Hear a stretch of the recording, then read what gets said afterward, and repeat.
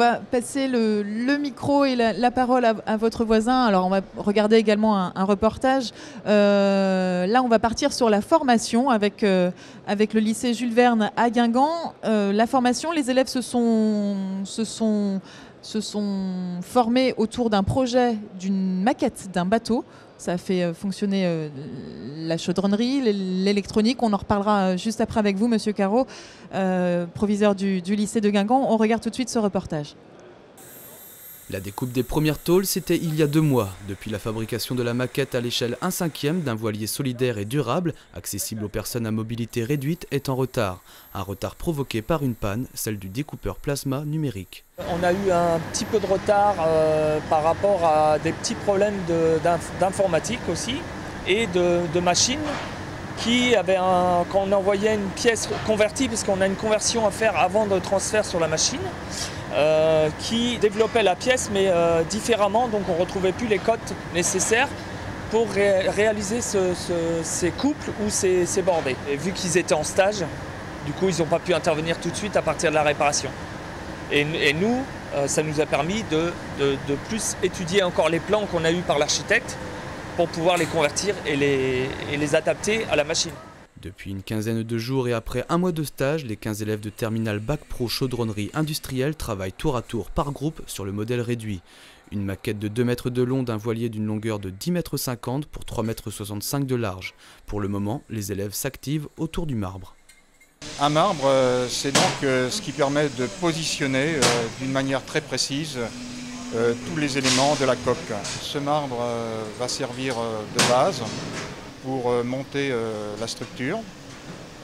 En effet, un bateau se monte toujours à l'envers, la coque à l'envers, avec les éléments qui sont bien sûr inversés.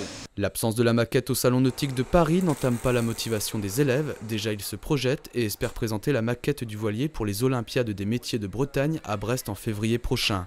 Quant au bateau, grandeur nature, les élèves pourraient commencer sa construction à la rentrée 2014. Alors là, c'est très intéressant parce que Pascal Caro, bonjour. Proviseur au lycée Jules Verne à Guingamp, on était chez vous là, on remarque qu'il y a du matériel, que ça se forme à la chaudronnerie, pas seulement, c'est un lycée Alors, la caractéristique du lycée, c'est que nous sommes le lycée des métiers, lycée des métiers de la structure métallique. Nous sommes aussi sur le tertiaire lycée des métiers de la vente, mais nous avons aussi un bac pro électrotechnique et un CAP menuiserie.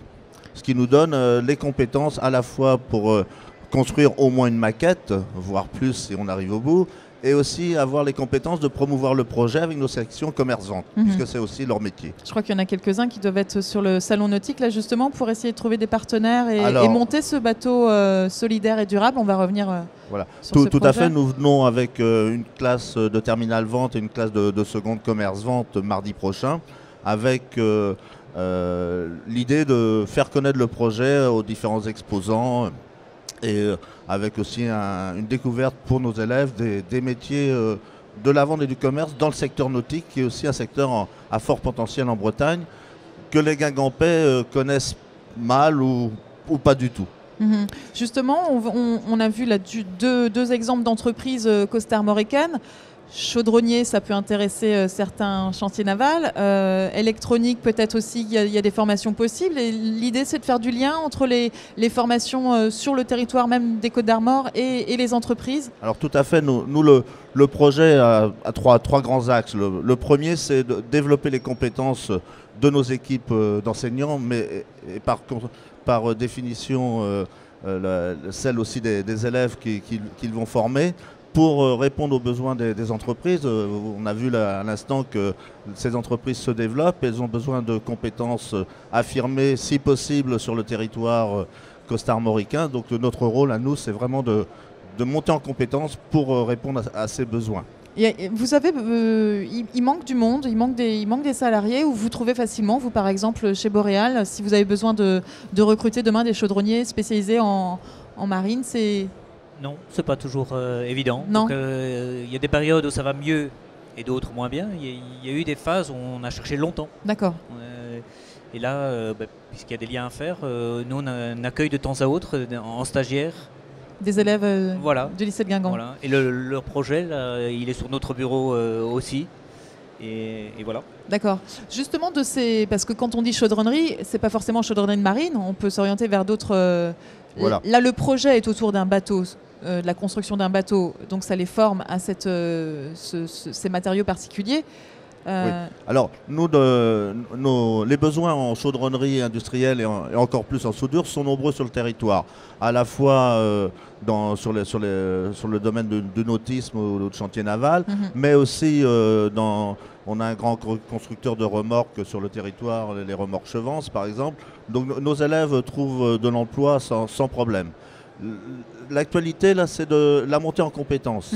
Et ce projet-là, c'est vraiment l'occasion pour nous de former à la fois nos enseignants qui vont avoir une formation complémentaire. Ils savent travailler l'aluminium, mais pour certains, ça remonte déjà à un certain temps et c'est une technique qui est très complexe. Donc le projet va nous servir à les faire développer leurs compétences et aussi à initier des premières formations de soudure aluminium pour notre public, à la fois en formation initiale, mais aussi en formation continue.